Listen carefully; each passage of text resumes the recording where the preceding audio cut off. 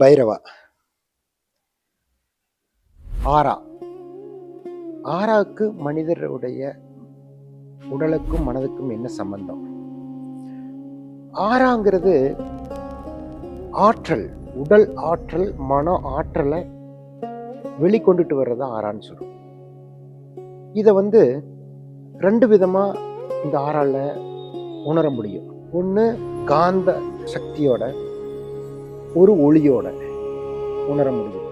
இதை ஞானிகள் உணர முடியுங்கிறது ஆழமாக இதை சொல்லியிருக்காங்க. ஒரு காந்த சக்தியாக, ஒரு ஒளியா இதை உணர முடியும் அப்படின்னு.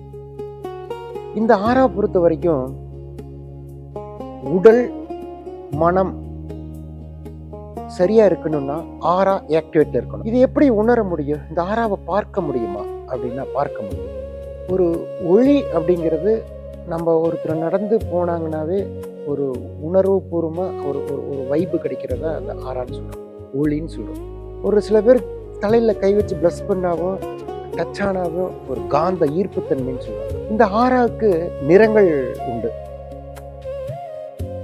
நம்மளுடைய மனநிலை மாறுற போது அந்த ஆறானுடைய நிறம் மாறும். பச்சை, ஊதா, கரும்பச்சை, வெள்ளை, கருப்பு, இந்த விதமான நிறங்கள் உண்டு.